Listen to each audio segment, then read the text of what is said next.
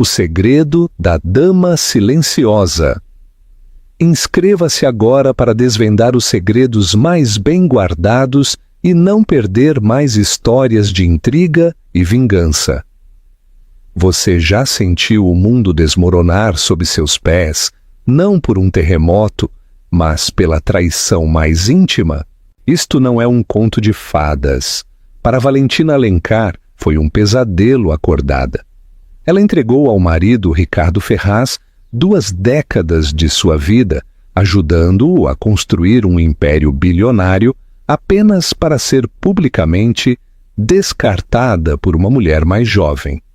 Esperava-se que ela desaparecesse, tornando-se apenas um capítulo esquecido na biografia do grande homem. Mas eles cometeram um erro catastrófico. Eles a subestimaram. Pensaram que ela era apenas a esposa. Não faziam ideia de que era ela quem detinha todo o poder.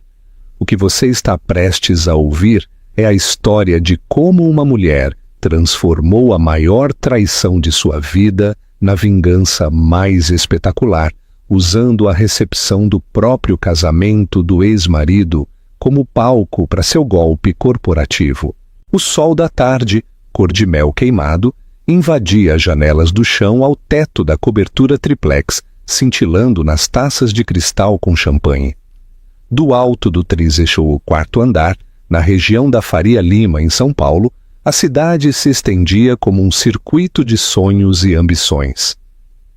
Durante 20 anos, essa tinha sido a vista de Valentina Alencar. Mas hoje parecia alheia. Uma paisagem da vida de outra pessoa. O champanhe em sua mão já tinha esquentado há muito tempo. As bolhas haviam desaparecido. Do outro lado da sala de estar cavernosa, um espaço decorado em tons estéreis de cinza e cromo, que sempre pareceu mais um saguão corporativo do que um lar. Seu marido, Ricardo Ferraz, monopolizava a atenção. Ele era um homem esculpido pelo sucesso. Seu terno, sob medida, era incapaz de ocultar a energia crua e incansável que o impulsionara de analista júnior a CEO da Ferraz Logística, um gigante logístico nacional. Sua risada, um som estrondoso que sempre exigia atenção, ecoava no piso de mármore travertino. Ele celebrava o fechamento do Acordo Olival, uma aquisição multimilionária no agronegócio que colocaria a Ferraz Logística na capa da revista Exame mais uma vez. Valentina o observava. Um fantasma em sua própria festa.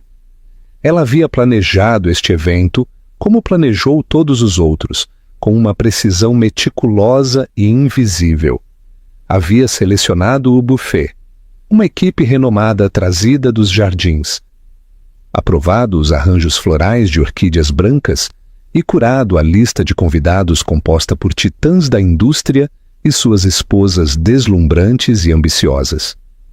Ela era a esposa corporativa perfeita, elegante, equilibrada e completamente silenciosa, um belo acessório vivo para a grandeza do marido.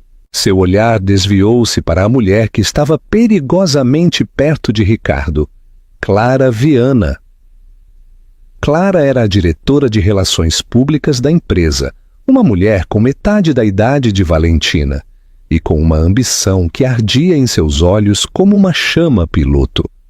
Ela era toda ângulos afiados e beleza moderna, com um corte bob preto elegante e um sorriso ao mesmo tempo predatório e deslumbrante.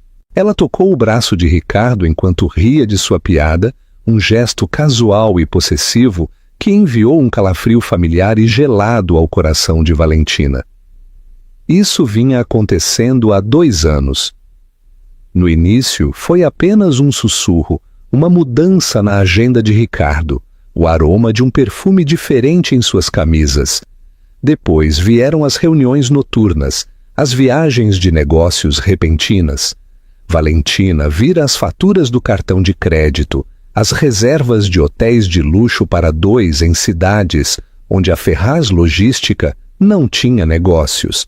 Ela vira a forma como Clara olhava para seu marido, não com a parceria discreta de uma colega, mas com o brilho triunfal de uma conquistadora. Valentina não dissera nada. O que havia para dizer? Em seu mundo, o dever principal de uma esposa era manter a fachada. Um divórcio conturbado, um escândalo público, era ruim para a marca. Ricardo era a marca, e ela, por extensão, era sua guardiã silenciosa e sorridente. Então ela desempenhou o seu papel, organizando os seus jantares, sorrindo ao seu lado e, lentamente, silenciosamente, morrendo dentro de sua gaiola dourada. A festa começou a se dissipar à medida que a tarde virava a noite. As luzes de São Paulo abaixo piscavam como um mar de estrelas distantes em meio ao concreto. Finalmente, apenas os três permaneceram na vasta e silenciosa sala. A equipe do buffet movia-se com uma quietude espectral, retirando os restos da celebração. Um triunfo, você não diria? Disse Ricardo, finalmente voltando sua atenção para Valentina. Ele afrouxou a gravata com o rosto corado pelo champanhe e pela vitória. O olival é nosso. Eles nunca souberam o que os atingiu. Foi uma negociação magistral. Certamente foi, acrescentou Clara, sua voz um ronronar suave. Ela se aproximou do bar e serviu um uísque para ele. Seus movimentos eram fluidos e seguros. Não ofereceu nada a Valentina. Certamente foi, respondeu Valentina com a voz equânime. Colocou sua taça de champanhe, intocada em uma bandeja que passava. Parabéns. Ricardo pegou o uísque das mãos de Clara. Seus dedos roçaram os dela. Ele deu um longo gole. Seus olhos encontraram os de Valentina por cima da borda do copo-copo. Havia algo diferente em seu olhar esta noite. Não o habitual desinteresse casual, mas uma frieza decisiva e final. Valentina, precisamos conversar, disse ele. Clara sorriu. Um lampejo de vitória cruzou seu rosto antes de ela convertê-lo numa expressão de falsa simpatia. Ela deu um passo atrás, posicionando-se perto da lareira ecológica. Uma testemunha silenciosa da execução. Acho que é hora de sermos todos honestos, continuou Ricardo, andando de um lado para o outro em frente à janela panorâmica. Este arranjo entre nós não está funcionando há muito tempo. Temos vivido vidas separadas, sob o mesmo teto. É uma farsa. Valentina permaneceu em silêncio, com as mãos entrelaçadas à frente do corpo.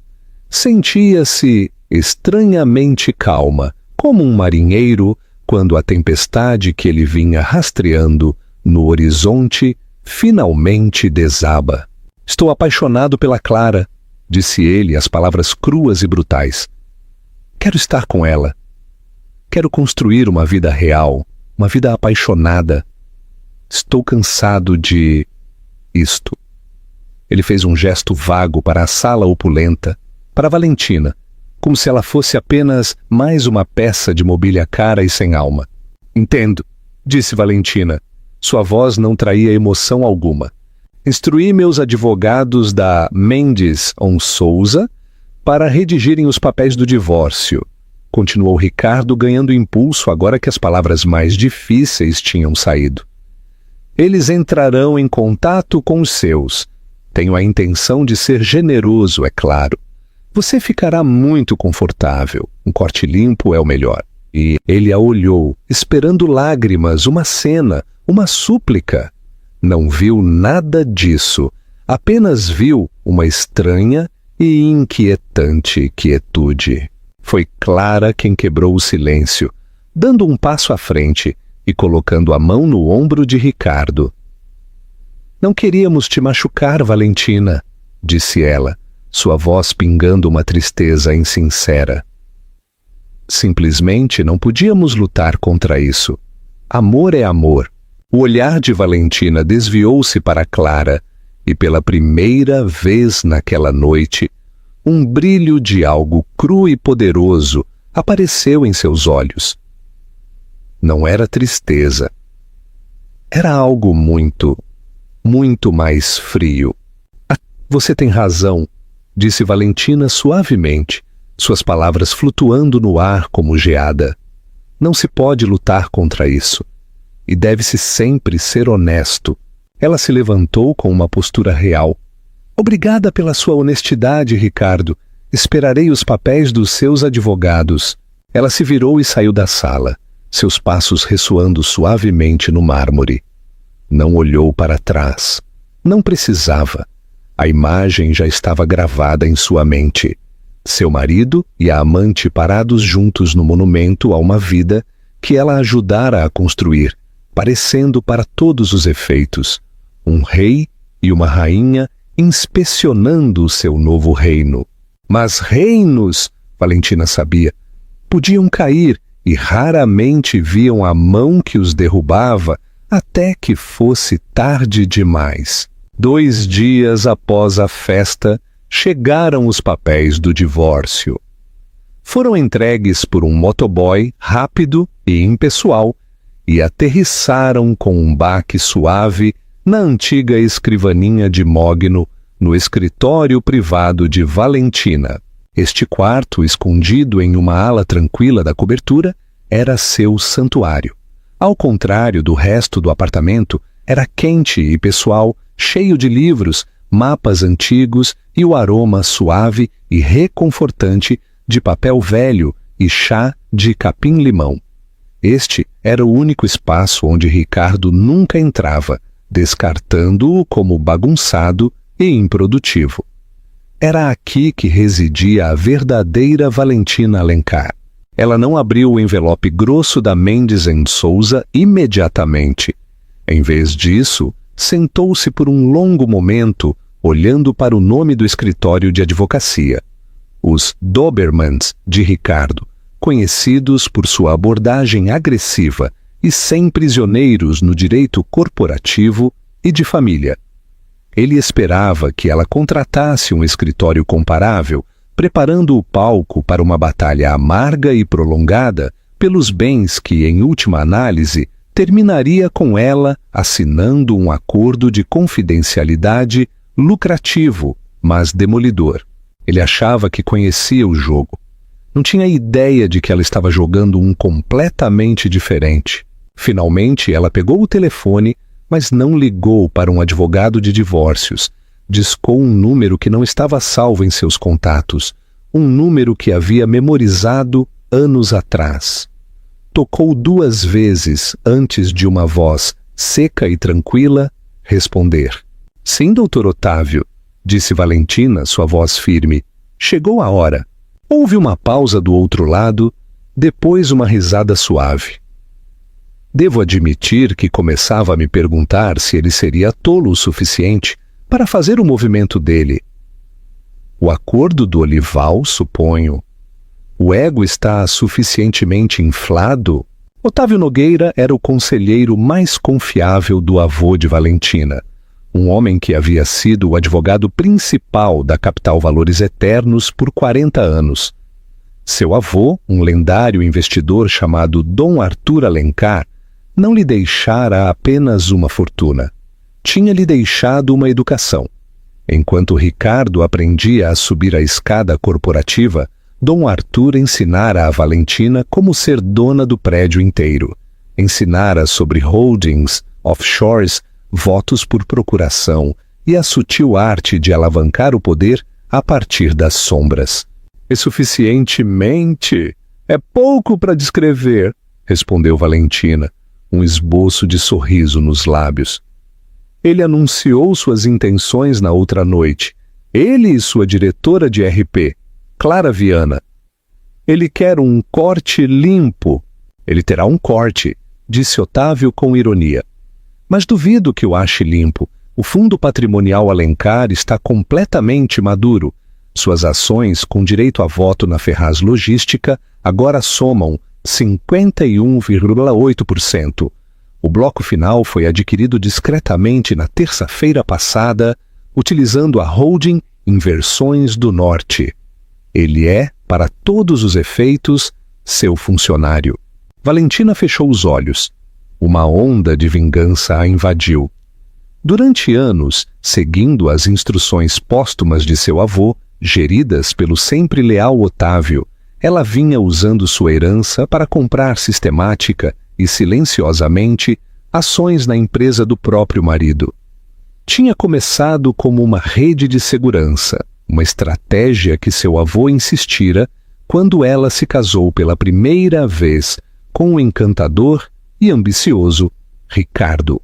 Nunca deixe sua segurança nas mãos de um homem, minha querida, ele lhe dissera. Que ela repouse em uma carteira diversificada e em uma participação de controle.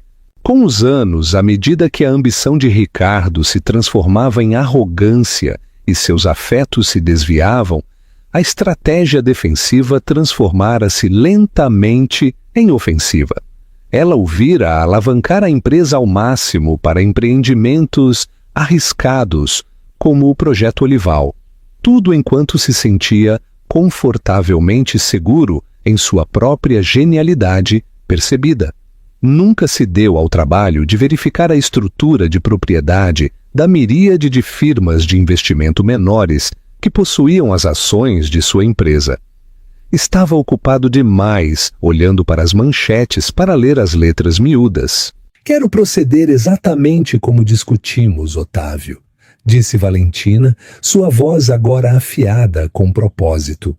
Sem movimentos bruscos, sem anúncios hostis. Deixe que ele pense que tem o controle total. Deixe-o apresentar os papéis. Deixe-o acreditar que sou apenas uma esposa descartada, preparando-se para lutar por sua pensão alimentícia. E o casamento? Perguntou Otávio. Um sorriso frio e genuíno se estendeu pelo rosto de Valentina. Oh, ele terá seu casamento. Imagino que será o evento social da temporada. Quero que ele tenha tudo o que acha que sempre quis. Quero que esteja no auge absoluto de seu triunfo. Quanto mais alta a subida, maior a queda, citou Otávio com aprovação. Terei a equipe da Branco em Cisneiros em espera. São os melhores em governança corporativa e absolutamente discretos. Representarão seus interesses não como esposa, mas como acionista majoritária. Obrigada, Otávio, por tudo. Teu avô estaria imensamente orgulhoso, Valentina, disse Otávio. Ele sempre disse que você tinha uma mente melhor para isso do que o Ricardo. Só que você tinha mais paciência. Depois da chamada, Valentina finalmente abriu o envelope da Mendes & Souza. Passou os olhos pelos documentos, o juridiquês borrado. Era uma proposta padrão, embora agressiva. Ele lhe oferecia a cobertura, uma soma global de 100 milhões de reais e uma pensão anual de 2,5 milhões, tudo condicionado ao acordo de confidencialidade. Era uma fortuna para a maioria, mas uma ninharia comparado com o valor real do império.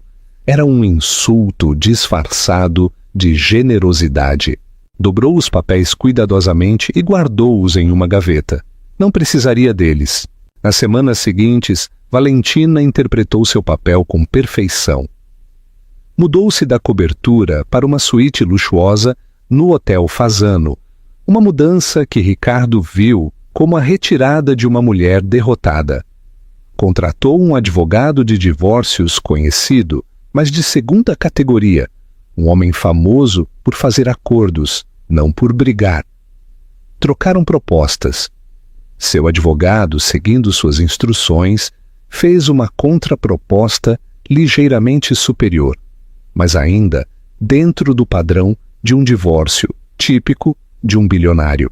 Ricardo, cegado pelo próprio ego e pelos sussurros triunfantes de Clara, viu tudo como um roteiro previsível. Disse a Clara que Valentina estava sendo sensata, que sabia que não podia ganhar. Estava ocupado demais planejando seu futuro glorioso para notar a tempestade que se formava no horizonte.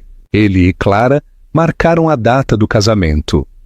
Um evento luxuoso que aconteceria em 6 meses na histórica Vila del Lago, uma propriedade exclusiva em Campos do Jordão. As convites, cartões grossos, cor de creme com letras douradas, foram enviados para todos que importavam no mundo deles. Uma tarde, enquanto Valentina tomava chá em sua suíte no hotel, chegou um pacote. Era um dos convites de casamento. Contemplou a caligrafia elegante, seu nome inscrito no envelope interior. Era um ato final, impressionante em sua crueldade e arrogância.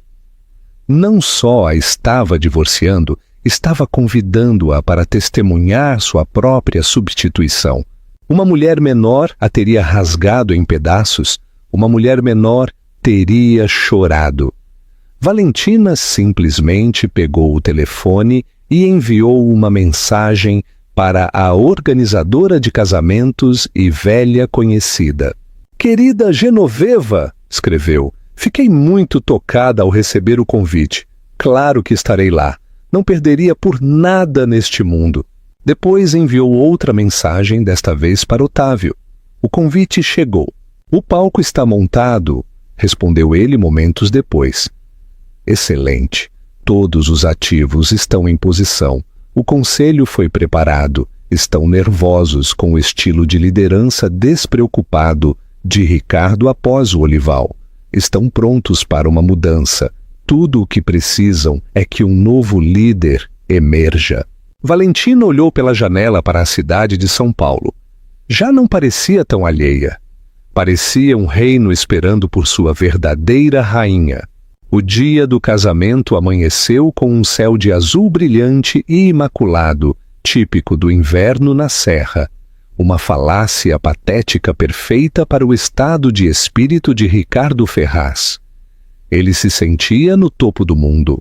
Um rei moderno prestes a se casar com sua rainha e solidificar sua dinastia. A Vila del Lago em Campos do Jordão era um testemunho de seu poder. Com seus jardins extensos e vista para as araucárias, ele não economizara despesas. Um quarteto de cordas tocava Vivaldi enquanto os convidados chegavam. O ar estava impregnado com o aroma de milhares de rosas brancas importadas, e o champanhe fluía das fontes que flanqueavam a grande entrada. Clara parecia flutuar num vestido Vera Wang feito sob medida, uma criação de seda e renda que se moldava à sua figura esbelta. Seu sorriso era incandescente, seus olhos brilhavam com a luz de uma vitoriosa. Ela havia ganhado, havia suplantado a tranquila e elegante Valentina e agora estava ao lado do homem que controlava uma das corporações mais formidáveis do país. Hoje era sua coroação. A lista de convidados era o quem é quem das finanças, da política e da indústria brasileira. Os membros do conselho da Ferraz Logística se misturavam com gestores de hedge funds e senadores. Davam tapinhas nas costas de Ricardo, parabenizando-o por sua bela noiva e seus recentes triunfos comerciais.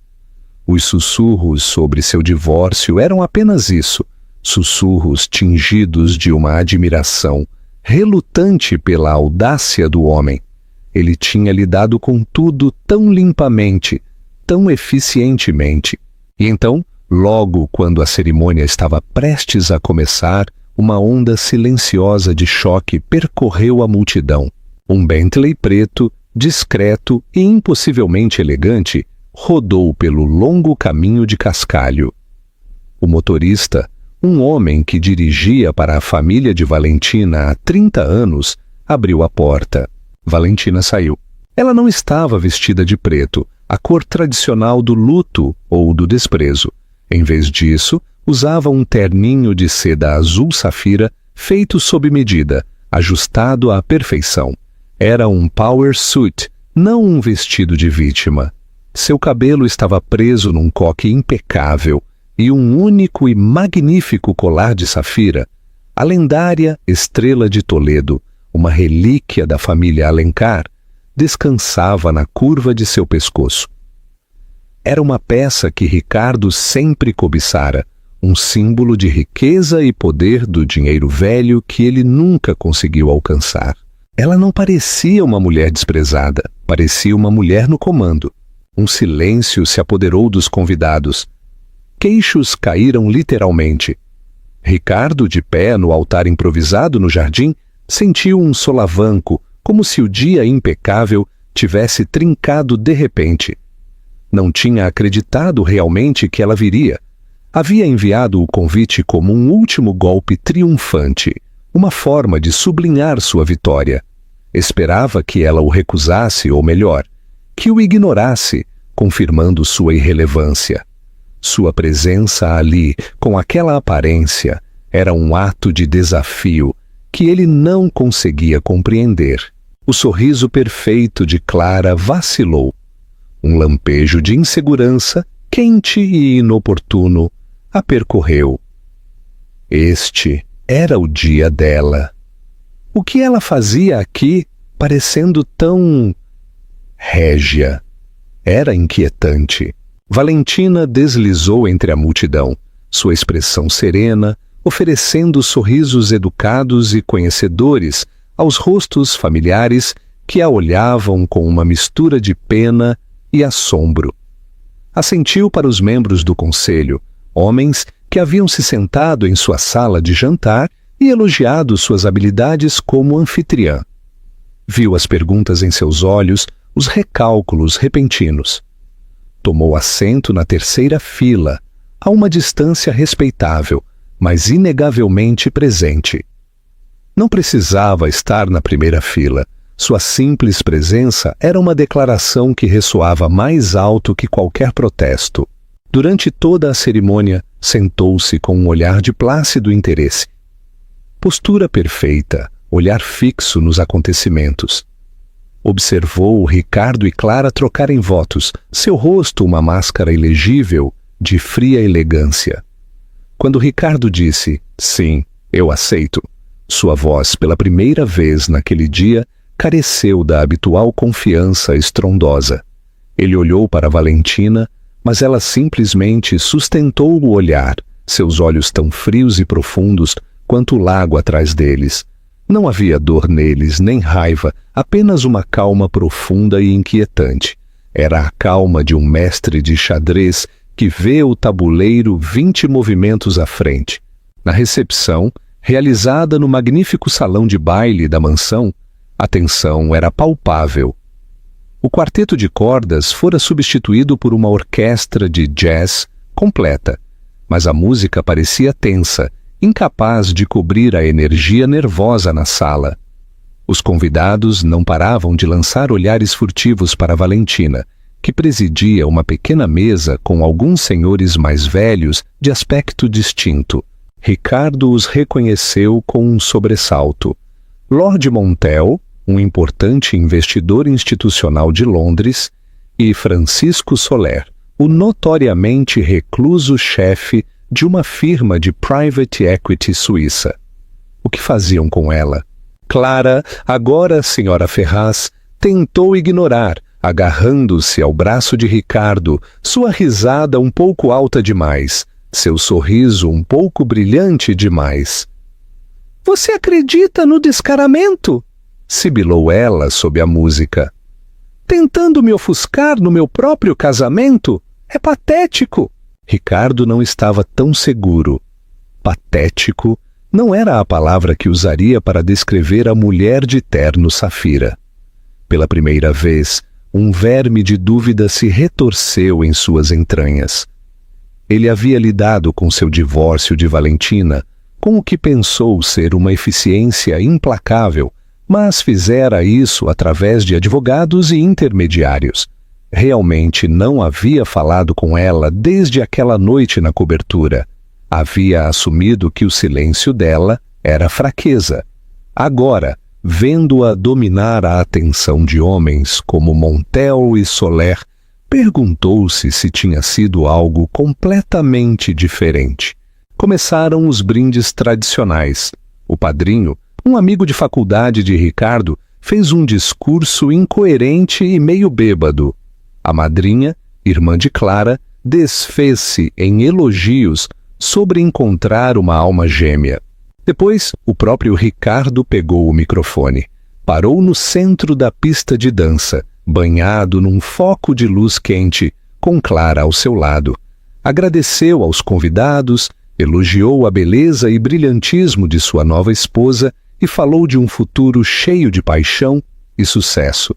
Então, num movimento de suprema arrogância, uma última girada na faca, a qual não pôde resistir, abordou o elefante na sala. Também quero tirar um momento para reconhecer meu passado, começou, com voz suave e magnânima, e agradecer à minha ex-esposa Valentina por seus serviços ao longo dos anos. Nosso divórcio foi amigável e não desejo a ela nada além do melhor. Sua presença aqui hoje é um testemunho da maturidade e da graça com as quais ambos lidamos com essa transição. Ele levantou a taça. Aos novos começos. Um murmúrio de aplausos educados e desconfortáveis seguiu-se. Ele a estava pintando como a ex-esposa dócil e resignada que graciosamente passava a tocha. Estava colocando-a em seu lugar. Entregou o microfone à organizadora de casamentos, Genoveva, que parecia nervosa com a correnteza subterrânea na sala. Talvez tentando acalmar as coisas ou seguir a narrativa de amabilidade de Ricardo, Genoveva tomou uma decisão fatídica e improvisada. Isso foi lindo, Ricardo, disse ao microfone, a voz tremendo levemente. E é tão maravilhoso ver tanta sensibilidade moderna. Valentina, você está tão encantadora. Me pergunto se não gostaria de dizer algumas palavras também para desejar o melhor ao feliz casal. Uma inspiração coletiva percorreu o salão. Todos os olhos se voltaram para Valentina. Era uma sugestão horrivelmente incômoda, uma granada social. O rosto de Clara ficou branco de fúria. O sorriso confiante de Ricardo desvaneceu, substituído por um lampejo de pânico. Ele havia escrito o roteiro e isso não estava nele. Valentina, no entanto, não parecia nervosa. Parecia pronta. Levantou-se com a elegância de uma rainha ascendendo ao trono e começou a caminhar em direção ao palco. A orquestra de jazz vacilou e ficou em silêncio. O único som na vasta e opulenta sala era o clique suave e deliberado dos saltos de Valentina no piso de madeira nobre. O caminho da sua mesa até o centro parecia infinitamente longo e carregado de eletricidade estática. Cada olhar estava nela. O ar, que momentos antes estava cheio de música e conversa, agora estava tão quieto e pesado que parecia o instante antes de um raio cair. O mundo parecia ter encolhido para esta única sala, para esta única mulher de terno safira, caminhando com calma em direção ao microfone que acabara de ser usado para descartá-la. O coração de Ricardo batia com força contra as costelas. Isso era um desastre, um pesadelo de relações públicas. Lançou um olhar venenoso a Genoveva, cujo rosto agora era uma máscara de puro horror pelo que havia desencadeado. Clara ficou imóvel, a mão apertando o braço de Ricardo como uma garra, os nós dos dedos brancos. Seu casamento de conto de fadas estava virando um espetáculo público e ela já não era a estrela. Valentina chegou ao microfone. Não o arrancou, mas o pegou suavemente da mão trêmula de Genoveva, dando à mulher aterrorizada um pequeno e quase imperceptível aceno de agradecimento. Ajustou o suporte à sua altura, seus movimentos sem pressa. Inspecionou a sala, seu olhar percorrendo o mar de rostos aturdidos, membros do conselho, investidores, damas da alta sociedade, repórteres de revistas de negócios, convidados para narrar a união gloriosa. Seus olhos finalmente pousaram em Ricardo e Clara, parados ali sob o foco de luz, como duas estátuas num diorama de sua própria criação. Ela sorriu. Era um sorriso caloroso e desarmante que pareceu tranquilizar a sala instantaneamente. "Obrigada, Genoveva", começou, sua voz tranquila e clara, amplificada por todo o salão silencioso.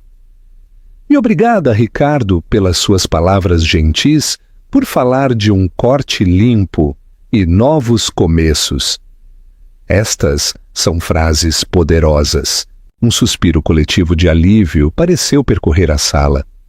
Ela ia ser gentil, ia tomar o caminho nobre, desejar-lhes o melhor, e esse momento insuportável terminaria.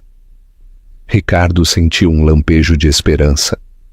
Talvez a tivesse julgado mal. Talvez ela simplesmente interpretasse o papel que ele lhe designara. "Sempre acreditei na importância dos novos começos", continuou Valentina, em tom coloquial, quase íntimo. "São oportunidades para o crescimento, para a reavaliação, para varrer o velho e ineficiente, para dar lugar ao audaz e ao novo. É uma filosofia que se aplica tanto à vida quanto aos negócios." Ela fez uma pausa, deixando as palavras flutuarem no ar. Voltou ligeiramente o olhar para a mesa onde Lord Montel e Francisco Soler a observavam com suma atenção. "Ricardo e eu compartilhamos 20 anos juntos, e nesse tempo não planejei apenas festas e selecionei arranjos florais. Eu observei, eu aprendi. Aprendi sobre a empresa que ele estava construindo, Ferraz Logística, um nome excelente, uma empresa forte, uma empresa construída sobre movimentos ousados e, nos últimos anos, riscos cada vez mais audaciosos." O sangue de Ricardo gelou. Este não era o discurso de uma ex-esposa gentil. Isso era algo completamente diferente. "A aquisição do projeto Olival, por exemplo", disse Valentina, sua voz adquirindo um novo e mais agudo fio de corte. "Um triunfo", Ricardo chamou.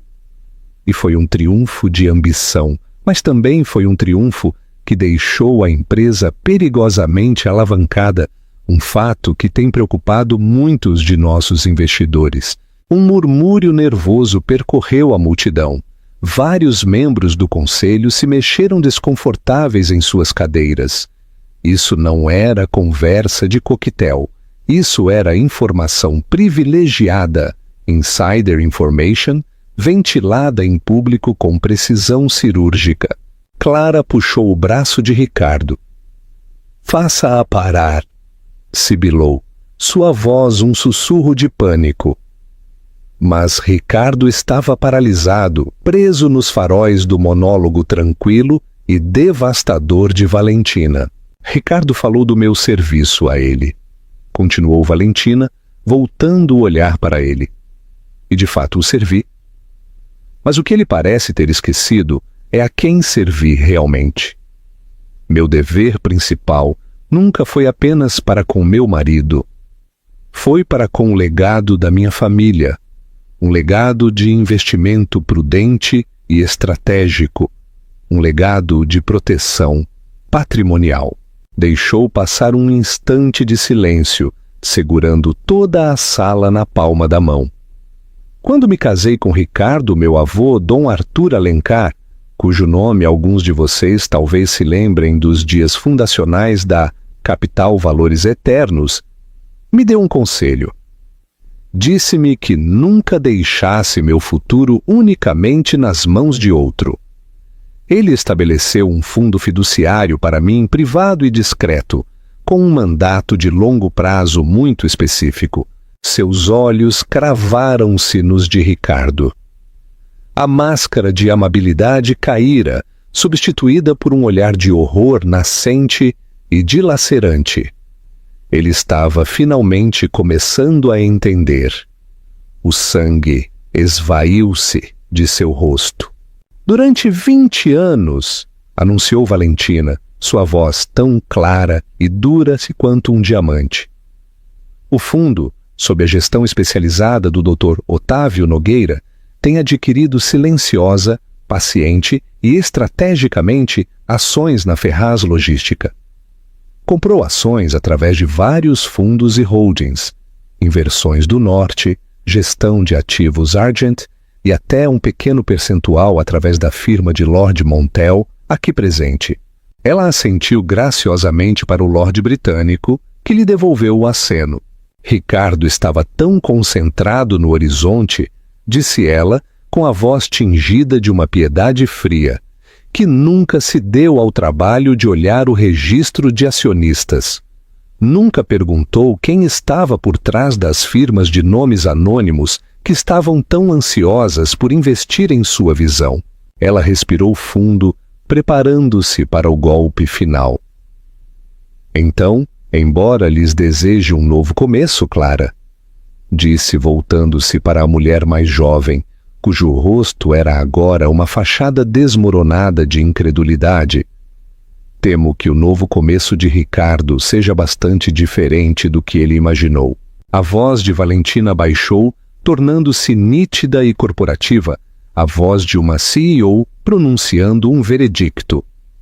Na terça-feira passada, foi adquirido o último bloco de ações, o que significa que o Fundo Valentina Alencar é agora o acionista majoritário da Ferraz Logística, com uma participação de controle de 51,8%.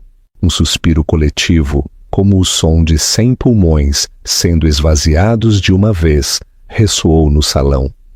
Foi um estrondo sônico de choque. Portanto, concluiu Valentina, com autoridade indiscutível, estou fazendo uso do meu direito como acionista majoritária para convocar uma reunião de emergência do Conselho Administrativo para esta segunda-feira, às 9 da manhã. O ponto principal da pauta será uma revisão completa da liderança executiva atual e uma votação sobre a nomeação de um novo diretor executivo. Ela sorriu um último sorriso brilhante e arrepiante. Parabéns ao feliz casal. Por favor, aproveitem o salmão.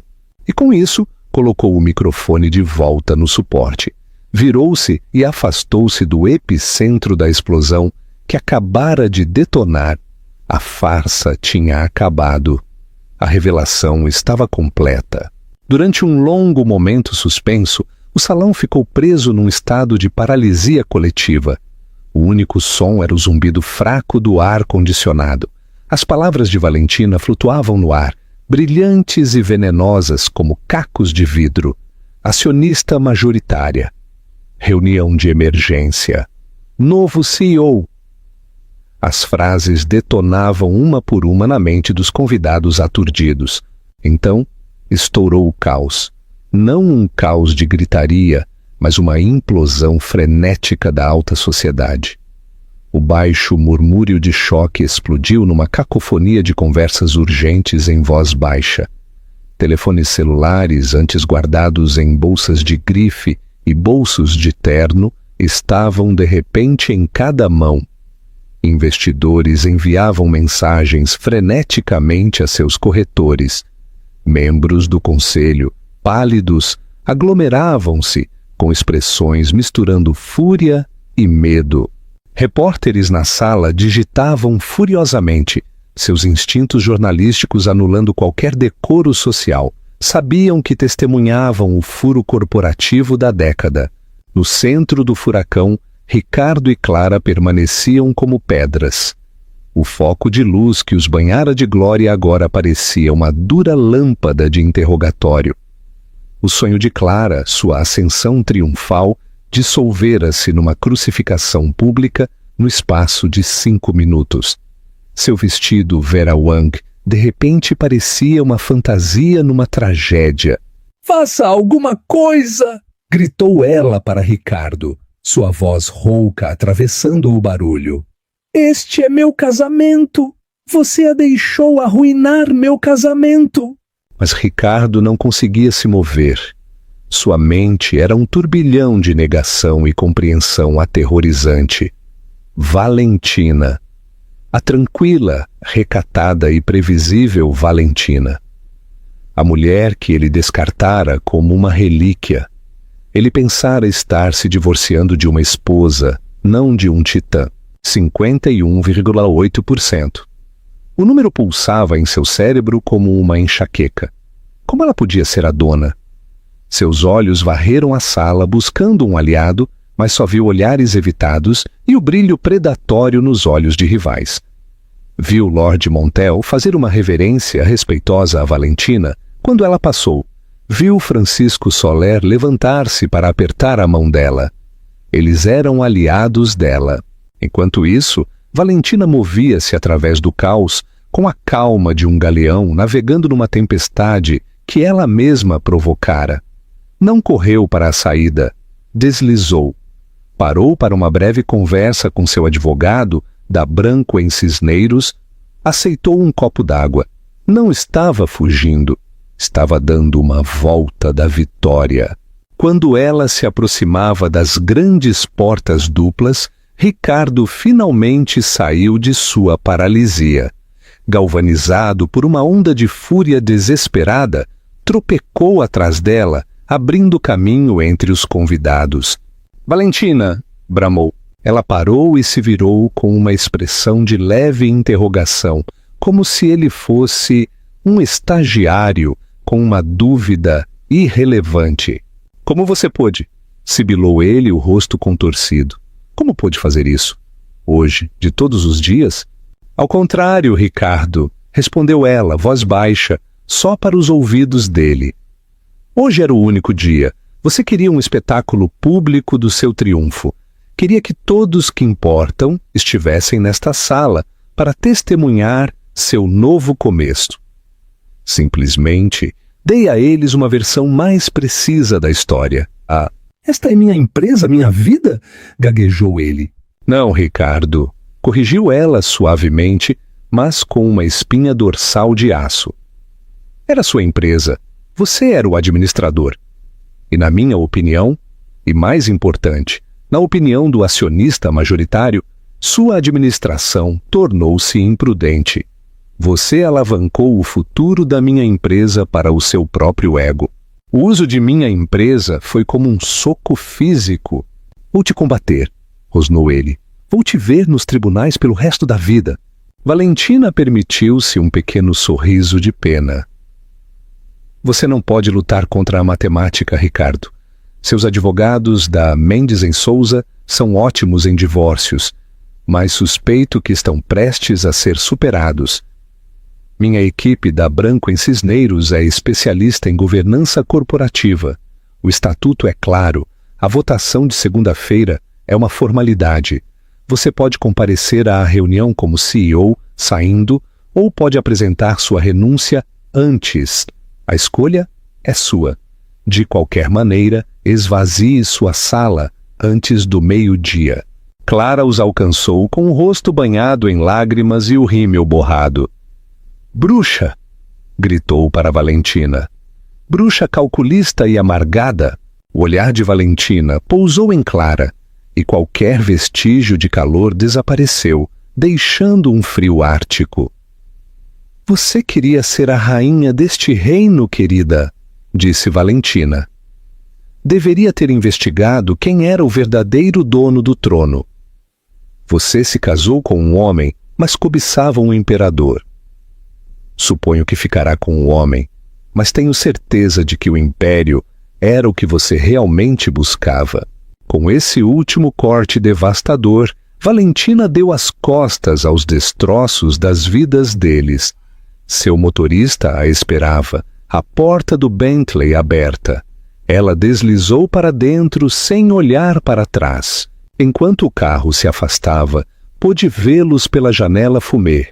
Ricardo Ferraz, o titã da indústria, parado aturdido na entrada de seu próprio casamento arruinado. Sua noiva chorosa agarrada ao braço de um homem que, numa tarde, perdera tudo o que realmente lhe importava. O golpe de Estado estava completo. O reinado de Ricardo Ferraz terminara. O reinado de Valentina Alencar acabara de começar. O casamento na Vila del Lago não apenas terminou, implodiu. Seria lembrado para sempre nos anais da alta sociedade brasileira como o golpe Alencar. Antes que o Bentley de Valentina chegasse ao final da estrada de Cascalho, a primeira notificação de notícia pipocou nos celulares da elite financeira. Bloomberg. Valentina. Alencar anuncia a participação de controle de 51,8% na Ferraz Logística durante o casamento do marido e CEO. Reunião de emergência convocada. A história espalhou-se como pólvora. Valor Econômico, O Globo, Reuters. Todos despacharam seus melhores jornalistas. A narrativa era irresistível. A esposa desprezada, a vingança pública, a aquisição corporativa. Era um drama shakespeariano no mundo da logística. No domingo de manhã, era a capa de tudo. Fotos de Valentina serena em seu terno safira contrastavam com imagens de um Ricardo demacrado e uma Clara chorosa. O mercado reagiu. Os futuros da Ferraz Logística, FR3, estavam em queda livre no pré-market. Analistas previam uma carnificina na abertura da B3 na segunda-feira. Ricardo e Clara passaram a noite de núpcias não numa suíte de lua de mel, mas na sala de conferências da Mendes & Souza, cercados de advogados frenéticos. Os Dobermans estavam em choque. Tinham se preparado para um divórcio, não para uma aquisição hostil orquestrada pela suposta vítima. Ela nos pegou, Ricardo, disse Roberto Mendes, exausto. As compras de ações são inexpugnáveis, canalizadas através de uma dúzia de entidades legais. É uma obra de arte. O Fundo Valentina Alencar é o proprietário majoritário indiscutível. A reunião é legal? A votação é legal? Então o que eu faço? Perguntou Ricardo a voz oca. Você tem duas opções, disse Mendes secamente. Aparece na segunda-feira e é executado publicamente por um conselho que ela controla ou renuncia. Aconselho o último. Dá-lhe um pingo de dignidade para sair. Clara, encolhida numa cadeira, envolta num casaco emprestado sobre o vestido de noiva arruinado, olhava para o vazio. Havia amarrado seu destino a uma estrela apenas para vê-la cair. Poder, prestígio, cobertura, jatinho, tudo evaporando. Era a senhora Ferraz, sim, mas o nome agora era um fardo, uma marca de humilhação. Estava casada com um homem prestes a se tornar a baixa corporativa mais famosa da história moderna. Enquanto isso, Valentina passou seu domingo em tranquila preparação na sala de reuniões da Branco em Cisneiros, com vista para a ponte estaiada. Com ela estavam Otávio Nogueira e sua equipe. As ações vão despencar na abertura, disse um jovem analista. O mercado odeia a incerteza. Então daremos certeza, afirmou Valentina, autoritária. Otávio quer um comunicado às 9h01 da segunda-feira. Anunciará a minha nomeação como CEO interina e uma suspensão temporária da negociação das ações na B3 para evitar vendas de pânico. A CVM concederá. Também anunciaremos uma auditoria completa na aquisição do Olival. Não somos o caos. Somos a cura para o caos. O plano era meticuloso. Enquanto Ricardo se afogava, Valentina governava. Na noite de domingo, Ricardo Ferraz, um homem que nunca desistira na vida, fez exatamente isso. Às 20h, uma carta de renúncia chegou ao escritório de Valentina. Ela leu sem emoção. Não era uma vitória, era um resultado previsto. Descansem todos, disse a equipe. Amanhã começa o trabalho de verdade. No caminho para o hotel, olhando as luzes de São Paulo, não sentiu alegria vingativa, mas uma profunda sensação de retidão.